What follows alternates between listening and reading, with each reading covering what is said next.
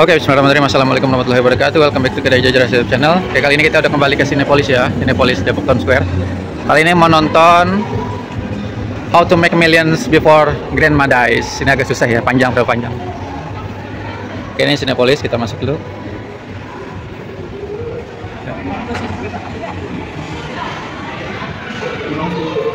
Ya, sering. Jadi ini adanya cuman ada di Cinepolis sama di CGV ya. Kalau SX1-nya emang nggak ada di.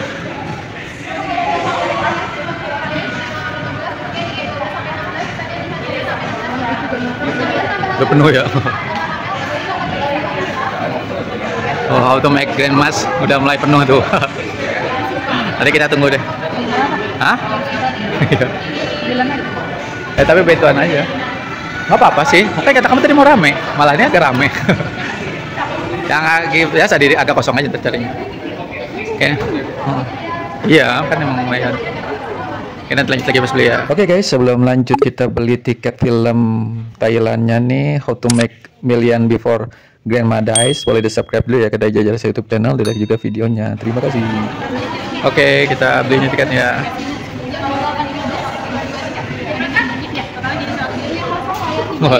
Agak penuh ya? Udah kosong. Oh iya. Dika atau Uji? Belakang ada orang berarti. Hah? Agak sinian. Ya, itu serah boleh. Oh. Hotel deh, hotel. Agak dijedak. Ya boleh itu deh, 89 ya.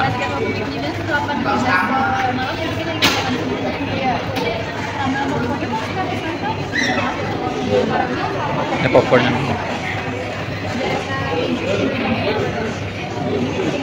Ayo.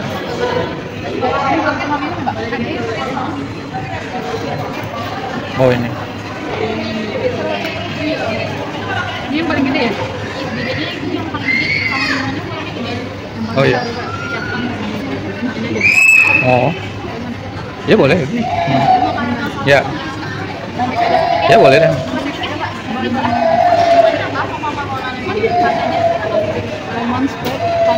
Serah. Oke, udah pesen ya, jadi tiket sama iniannya, popcorn sama minumnya juga. Oke, nanti kita lanjut lagi pas masuk studio dia. Ini tiketnya ya, How to Make Millions Before Grandma Dies. Ini lumayan ramai nih hari ini, Cinepolis. Tadi juga satu keluarga nonton ya, sama kakek nenek. Siap-siap nih pada bercerita. Pesanan kita nih ya, nanti diambil. Ya, oke. Siap, bentar. Kasih Kak. Ya. Oke, ini nanti kita bawa sebelum nonton.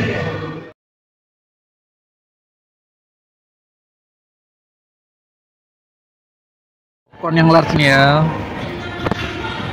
Apa mix apa nih, Ceng? Yang manis sama yang asin? Bisa. Ini yang asin. Yang manis. Jadi ini adalah cemilan kita buat nonton How to Make Millions Before Grandma Dies. Oke, jadi studio aja dibuka ya, studio 1 sudah dibuka. Kita menonton How to Make Millions Before Grandma Dies. Rame nih sesuai harapan kita jadinya. Nanti mau ketawa, mau cengar-cengir, atau mau nangisnya bareng-bareng. Penuh tuh ya.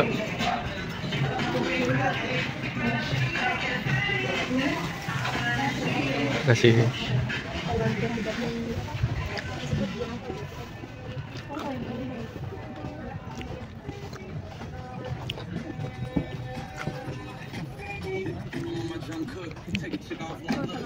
Tadi modelnya gini ya? Masih belum datang semua, ini masih agak sepi.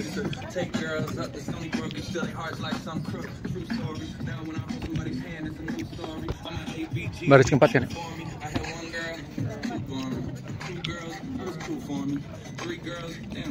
Sini. Cobain lah nomornya tuh. Dia duduk kayak lu ntar. Oke, yang kita di sini.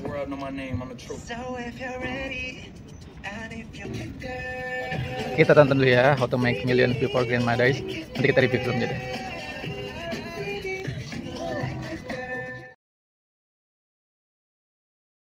Oke, alhamdulillah nih kita udah selesai nonton film Thailand ya. Yang saat ini penayangannya di Indonesia sudah melebihi 1 juta penonton di bioskop. Judulnya How to Make Millions Before Your Grandma Dies. Oke, jadi basic ini film tentang keluarga ya, di keluarga Thailand, tapi di negara Indonesia juga banyak lah di sekitar kita gitu. Tentang berkasih sayang ya antara sekeluarga gitu. Jadi ada seorang nenek yang memang akhirnya divonis penyakit kanker usus stadium 4 ya. Cuman jadi ada sebelumnya lagi tuh seorang perempuan yang dia tuh dapat warisan dari ngurusin kakeknya yang lagi sakit juga gitu sampai meninggal. Nah, jadi ceritanya ada seorang cucu yang tadi nenek dari yang sakit kanker usus itu punya pemikiran yang sama dengan yang perempuan tadi sore cerita.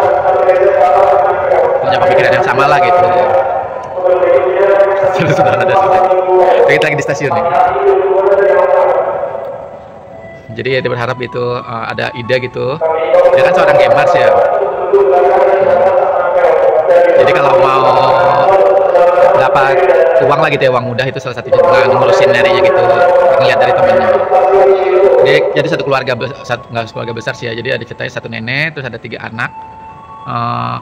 Anak pertama, anak kedua, terus anak yang 3. Nah ini ceritanya cucunya itu dari anak yang kedua atau anak yang perempuannya. Jadi ada 2 cucu juga. Boleh coba ini yang sedih juga orang ini. Jadi neneknya itu punya 3 anak, betul. Anaknya itu 2 laki-laki, 1 perempuan. Yang udah nikah itu 2 kayaknya. Satu yang paling besar ini istilahnya anaknya berkecukupan lah. Nah, anak yang paling pertama ini, yang laki-laki ini punya anak namanya Rainbow. Rainbow-nya itu kayak masih kayak umur 7-8 tahun lah, masih kecil gitu. Terus yang kedua, entah itu kedua atau paling bungsu ya, kayaknya laki tapi siswa itu namanya kalau nggak salah. Nah, dia tuh belum nikah, tapi apa sih ya, hidupnya lantang luntung lah istilahnya, suka judi dan sebagainya. Pokoknya yang agak bandel lah si anaknya gitu. Itu bukannya bungsu lah ya? Iya, kayaknya anak itu. Terus yang perempuan, ini ada 1 perempuan dari antara 3 itu. Nah, dia tuh ya pekerja keras lah, hardworker itu. Nah, dia juga udah punya anak namanya M. Nah, si anak ini laki-laki yang kayaknya udah SMA lah, sekitar 17 tahun gitu. Nah, itu tadi yang lanjutin tadi. Nah, dia tuh kayaknya punya sepupu dari bapaknya, kayaknya sepupu dari bapaknya perempuan. Nah, waktu itu sepupu ini kayaknya kursi kakeknya dari pihak bapaknya gitu. Kebetulan aku ini kental banget sama orang Chinese ya, pasti kalau yang Chinese pasti relate banget. Soalnya manggilnya Akung sama Ama gitu. Dia ngurusin akunya, katanya nggak lama setelah dia ngurusin tuh akunya meninggal terus akhirnya kayak apa ya, berbagi warisan lah istilahnya. Nah, si M ini sama ibunya itu dapat kayak apa ya, kayak perhiasan ya, perhiasan perak.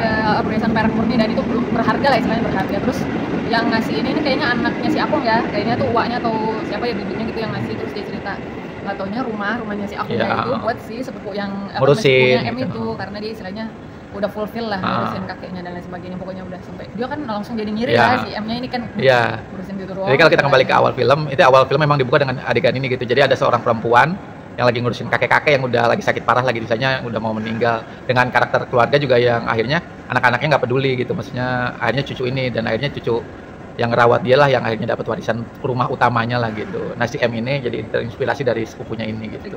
Kebetulan neneknya juga sakit gitu, sakit kanker usus stadium 4. Jadi dia punya pemikiran kalau misalkan dia kan kebetulan gamers dan emang pengangguran lah gitu ya. Kepikiran kalau misalkan gua ngurusin nenek gua juga nih yang kayak mau meninggal, akhirnya sama gitu, bisa happy ending juga gitu, nanti bisa dapat warisan juga. Nah, basicnya sih filmnya kurang bagus gitu ya. Jadi ini unsur-unsur kebaikannya tapi malah ada di masyarakat kita sih gitu. Lanjut lagi udah. Akhirnya mana istilahnya kan si M-nya diceritain dari awalnya itu istilahnya ini mungkin tradisinya orang Chinese ya. Mereka itu kayak menghormati leluhurnya dengan datang ke pemakamannya mereka lah istilahnya, ke tempat mereka apa namanya? Sebulan sekali ya. Sebulan sekali, terus kayak ya gitu kumpul ya. Keluarga seminggu sekali gitu. Kalau Chinese itu kayak nyiapin makanannya, nabur bunga dan sebagainya. Itu M tuh awal-awal juga yang nggak peduli sama neneknya. Bahkan neneknya jatuh. Gara-gara dia nabur bunganya nggak bener, neneknya tuh jatuh dan di situ ketahuan ya tadi sakit kanker ususnya ketahuannya di situ. Jadi sebenarnya dokternya bilang, kan dokternya tuh cuma bilang sama anak perempuannya ya. Iya, anak perempuannya tadi disampaikan ke kakak-kakaknya, kakak adiknya. Tapi kakak sama nggak ada berani ngasih tahu. Anak-anaknya itu istilahnya kayaknya nggak usah dibilangin ke emak tuh, nggak usah. Tapi si ibunya ini cerita ke M gitu kan. Ya udahlah, ini singkat cerita, si M ini terinspirasi dari sepupunya yang perempuan itu yang dapat kekayaan dari akumnya. Udahlah, mulai mengambil hati neneknya inilah. Istilahnya dia datang pertama tuh ke situ. Tapi di situ ada scene dia itu udah moto-motoin rumah neneknya, dan dia kayak selling up di itu, kayak di relax gitu lah, makanya di bawah lain. Iklan dulu, iklan. Ya, jadi langsung punya niatnya udah memang nggak benar dari awal gitu. Kayaknya intinya gini, singkat cerita, ini si M ini ngejual alat gamernya terus pindah ke rumah neneknya dengan tujuan untuk ngurusin neneknya lah gitu. Jadi kayaknya udah deh, kalian aja deh sekali jalan istilahnya. Udah tuh dia pindah sama neneknya dan mencoba mengambil hati neneknya lah. Istilahnya sampai makanan kehidupan sehari-hari ya, jualannya gitu. Oke, berjalannya cerita kita langsung ke ini aja. Jadi harapannya untuk kalau ngurusin neneknya dapetin warisan rumah dan itu akhirnya pupus. Dan ini kita langsung loncat aja ke akhir-akhir gitu ya. Jadi ternyata rumah itu memang ternyata udah ditujukan dari neneknya buat anak terakhirnya bungsu yang selalu bikin masalah gitu, maksudnya yang sampai akhir hayatnya masih belum bisa ngurus, bahkan ngurus hidupnya sendiri gitu. Wah, nyolong duitnya pada. Nah si M ini jadi sempat kecewa lah ceritanya dia sama si neneknya. Wajar ya karena memang tujuannya juga. Makanya saya dari tadi juga udah ngomong sama istri gitu pas di sebenarnya kita belum sampai titik ada nilai kebaikannya nih karena masih niatnya tuh kita udah niatnya udah sih fake semua gitu tentang. Terus ada juga kakaknya juga memang ternyata orang paling kaya aja tetapnya berharap untuk rumahnya dikasih ke dia juga gitu. Jadi emang di sini karakter tulusnya adanya di ibunya si M gitu karena memang bahkan disangka M sendiri dia sampai nggak kerja buat ngurusin ibunya demi harapan nggak dapat itu juga warisan padahal ibunya udah ngerti gitu udah mulai ngerti kalau dia cuma rindu doang sama ibunya. Itu tuh nilai kebaikan pertama yang saya dapat ya dari film ini. Jadi ternyata ibunya yang paling keren lah gitu. Iya. M pun akhirnya setelah dia ngerasa sakit hati karena ternyata dia bukan diprioritaskan nomor 1 untuk dapat rumahnya, sempat juga lah tuh dia marah sama neneknya gitu kan, sama si amahnya sempat ditinggal lah gitu. Ini coba ditraktir-traktirnya di sana. Iya, habis ditinggal itu kan habis ditinggal iya udah akhirnya dia balik lagi ke rumah. Kan akhirnya rumahnya udah tuh dikasih ke yang si bungsu. Nah dari si bungsu itu emang udah niat dijual untuk bayar utangnya yang sejumlah 1 miliar juga 1 juta juga ya 1 juta Thailand lah gitu. Jadi kayak gitu sih. Misalnya pas dijual akhirnya dipindahin ke panti asuhan bener ya kayak Jompo, gitu. Panti jompo ya. Panti jompo neneknya gitu. Jadi si anak bungsunya itu nggak mau tinggal sama ibunya gitu lah. Iya. Ada emang rumahnya dijual juga kan gitu. Terus akhirnya si M sadar nih di sini titik balik ceritanya yang mulai ada kebaikannya, jadi mulai rasa harus menyayangi neneknya tanpa harus ada imbalan lah gitu di situ. Karena terakhir pas dia marah-marah sama neneknya itu terakhir dia bilang gini, aku tidak punya apapun untuk yang bisa kuberikan kepada kamu. Terus ya udah. Ya itu nangis. Iya di situ udah ada mulai ada dengan ya sedih lah gitu, mulai nilai-nilai kebaikan filmnya baru kelihatan kalau buat saya gitu. Dan akhirnya si M ngajak neneknya. Nenek kan udah pure nih tentang kasih sayang gitu kan. Akhirnya dia ngajak neneknya buat udah kita tinggal di rumah ibu aja gitu di rumah. Itu dramatis juga kan pas lagi mau jemput neneknya dia kan ketemu pamannya dulu tuh yang paling yang dapat warisan itulah. Terus dia ngomong gini, aku udah jual rumah, tenang aja aku udah bayar utang, ini ada sisanya gitu. Terus si M tuh bilang bahkan si M gitu, kamu pegang aja, nggak ada yang nolong kamu sekarang. Iya, udah nggak punya apa-apa kan itu. Iya, waktu itu kan masih pengharapan ibunya masih bisa apapun ditolong sama ibunya. Bahkan dulu itu pas lagi istilahnya si M itu marah sebenarnya dia akhirnya ngasih yang itu loh perak yang dari bapaknya itu kan dia dikasih kayak warisan kecil kan, itu buat omnya itu. Jadi istilahnya nggak ngomongin lagi. Di situ terus ya udah akhirnya si nenek itu tinggal sama ya final chapternya jadi nenek si amah akhirnya tinggal di rumah M sama ibunya gitu. Dan akhirnya si amahnya pun jujur gitu kalau misalkan si M selalu nanya ke dia siapa sebenarnya anak yang paling disayang gitu, untuk jawab itu dia nggak pernah bisa jawab si amahnya. Tapi kalau untuk mau tinggal dengan siapa si amahnya bisa jawab, dia ingin selalu tinggal dengan anak perempuannya gitu. Kayaknya dia tahu amahnya juga sebenarnya yang paling tulus sama yang paling nggak bikin masalah lah gitu anaknya kedua itu gitu. Akhirnya ya kita titik langsung amahnya meninggal. Jangan dulu. Belum. Kan ini ada bagian part ininya juga itu. Terus habis itu udah kan dia ngomong kayak gitu. Pokoknya sebelumnya ada bercandaan tuh gitu kan. Istilahnya si amah tuh lagi ngeliat-liatin kulkas kan. Dimarahin sama anaknya. Udahlah tiduran aja, enggak usah buka-bukain kulkas. Ini nih jangan makan makanan basi. Nanti kamu bisa jadi kebiasaan. Bisa sakit perut kayak aku, sakit kanker kayak aku. Kanker itu kan genetik keturunan gitu ya. Iya, emang yang dapat aset itu anak laki-laki. Kalau anak perempuan dapat kankernya ya gitu. Kalau anak perempuan dapat sakitnya, kalau anak laki-laki dapat warisan. Terus barulah ngomong itu kan yang paling dia ingin istilahnya berlama-lama atau ingin dekat dengan siapa ya, amahnya bilang ya dengan ibunya M itu lah. Terus habis itu kan akhirnya Chinese New Year tuh, Imlek kan, terus istilahnya ternyata kakaknya yang paling anak yang paling pertama tuh datang tuh yang pakai mobil kan, yang paling kaya tuh dia datang. Anaknya udah turun, terus istrinya udah turun. Itu masih dengan si M kan nyambut, masih dengan nilai kekecewaan dia karena rumahnya bukan buat dia. Ya belum turun. Nah, terus akhirnya si M tuh nyamperin. Nah, itu ada poin gitu. Ternyata ada pengorbanan si amah. Neneknya tuh paling seneng dulu daging sapi. Dulu paling suka dan sakit. Ini kan dia pertama ya, dia anak pertama. Nah, jadi karena dulu ada kejadian. Dia ini sakit-sakitan. Jadi kayaknya mungkin kalau dibilang orang Jawa ya tirakatnya si nenek itu. Jadi dia minta doa kepada dewa itu biar anaknya sakit aku merelakan tidak akan biar anaknya nggak sakit ya. Akhirnya dia nggak mau makan daging sapi sampai dia ya udah usia gitu. Padahal itu kesukaan si amahnya ya, gitu. Udah sama si M langsung ditinggalin. Akhirnya nggak lama itu anaknya mau turun.